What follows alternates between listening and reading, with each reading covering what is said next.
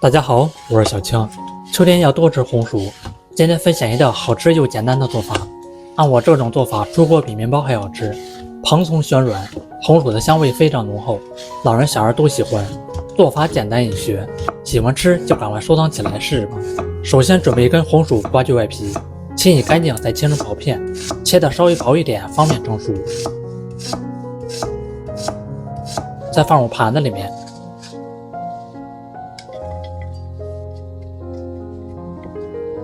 放入蒸鍋，大火蒸15分鐘。紅薯蒸熟取出來，倒入一個大碗裡面，再用压泥工具压成泥。我每天都會分享一道家常美食食譜，感謝您在影片下方為我點個讚及訂閱支持一下，非常感謝您。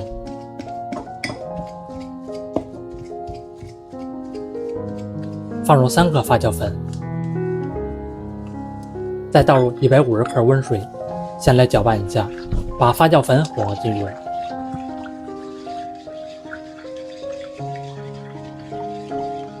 接着再倒入200克麵粉，繼續來混合均勻。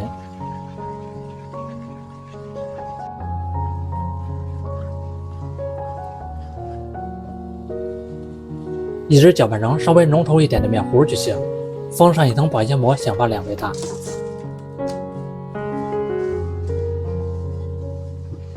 準備幾個紅棗，先去除棗核，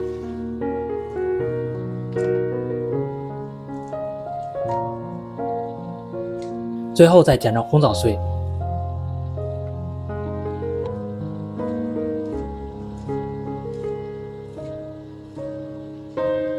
這個時候也已經醒發好了，來看一看，裡面都是蜘蛛網狀。再倒入紅棗，來攪拌均勻排齊。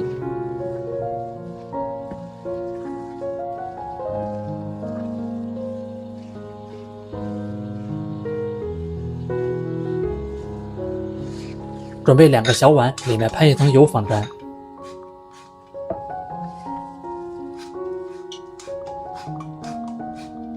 再倒入麵糊，倒入8分滿就行。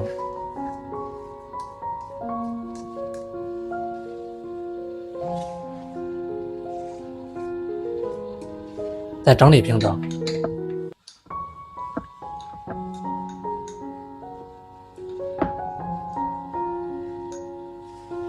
放入蒸鍋裡面，先不要開火，醒發10分鐘。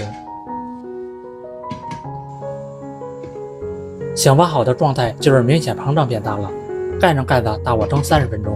這麼一道紅薯發糕就做好了，再用刮板刮一下，很好脫模。這樣做出來的紅薯發糕香味濃郁，吃起來的口感蓬鬆暄軟。學會這樣做真的比麵包好吃，健康無添加，老人小孩都非常愛吃。做法簡單零基礎，喜歡吃就趕快收藏起來試吧。